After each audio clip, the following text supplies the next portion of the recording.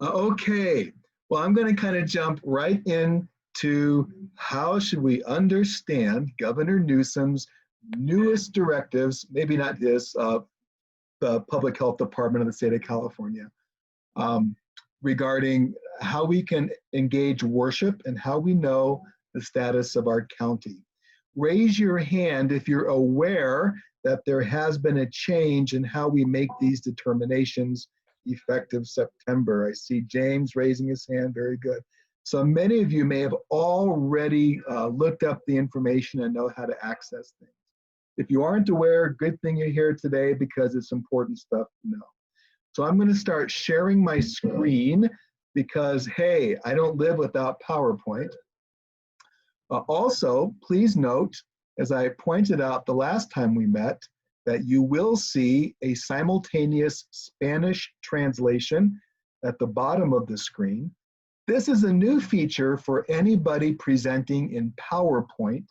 You can set it up so that your presentations will automatically translate into any number of languages, including Spanish, so that's cool. Well, the governor and the Public Health Department has issued a new way to think about how we deal with the coronavirus from county to county, and has addressed this by giving us 4 different color-coded ways to view how to access things in your county.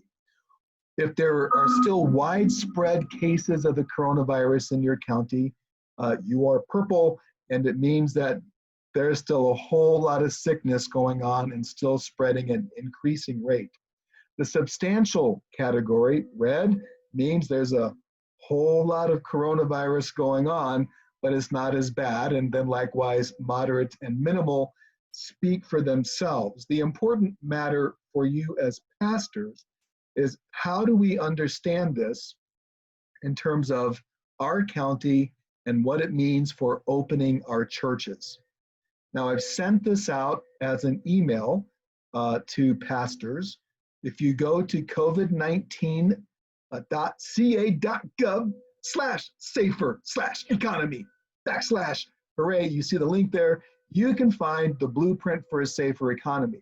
When you enter your county and the activity for you as a church, which is places of worship or cultural ceremonies, they mean virtually the same thing for the state of California. You can see in your county what the particular requirements for public meetings are. So if your county is purple, widespread, you can continue to meet outdoors if you are already, but indoor meetings for large groups like a church are still not permitted. In all of these 4 categories, regardless of whether you're meeting indoors or out, we still must, in order to provide for the well-being and safety of our congregation and the communities we serve, being a pro-life organization, we care about helping people live healthier lives. So we don't want to spread the virus. We're still wearing masks. We're still having proper social distance. We're still washing hands, using hand sanitizer, not having multiple people touch common items. You know all the things we've been talking about and enacting for the past 6 months. Those are all still accurate. What this impacts is how many people can meet indoors. So if you want to go back inside for worship and you're in the red substantial zone, then you can have at most 25% of your building seating capacity, or 100 people max. You see this on the screen. Likewise, moderate can have up to half of the people of your capacity, but no more than 200.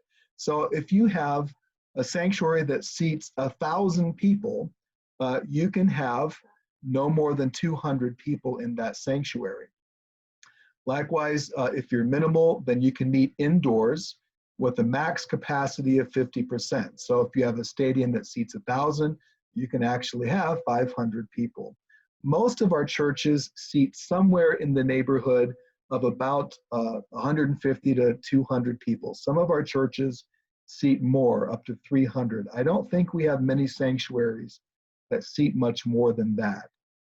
So with that in mind, and knowing that the average size of our congregations when they gather are typically not more than 200. In fact, typically they're around 120, 80 to 120.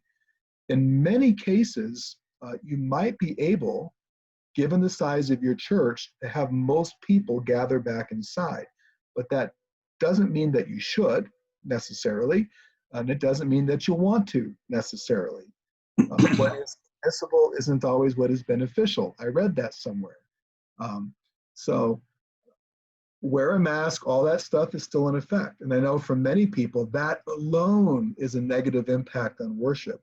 I know that regardless of the measures we take, many of us are still concerned about how this might impact particularly the elderly or other physically compromised people in our congregation.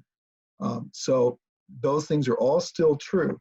And one of the primary, I hope, ethos or ways of living that we want to engage as pastors is love, right?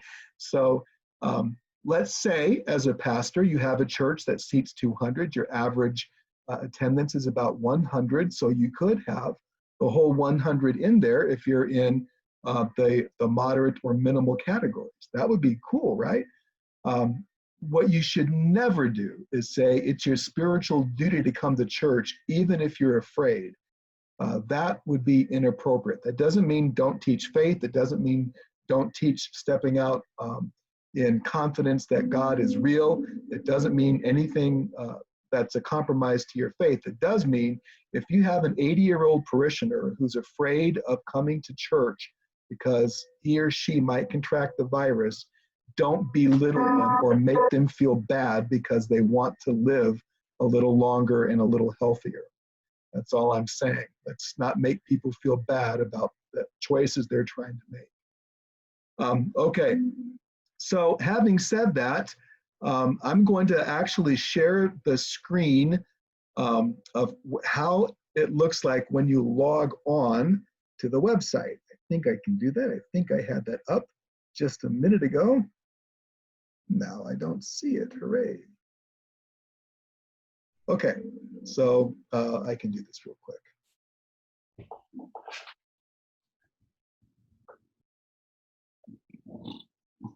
Are you able to see my web browser, friends? Henry, nod if you see my web browser. Yep. Yeah, we can see your web browser. I see it now, yes. Very good, perfect. So that's what everybody will see when you type in COVID-19 Safer Economy. Enter your county. Henry, you're in Stanislaus County. So it's as easy as entering Stanislaus. Enter places of worship. It's as easy as doing that. And get latest status. So as I enter those things,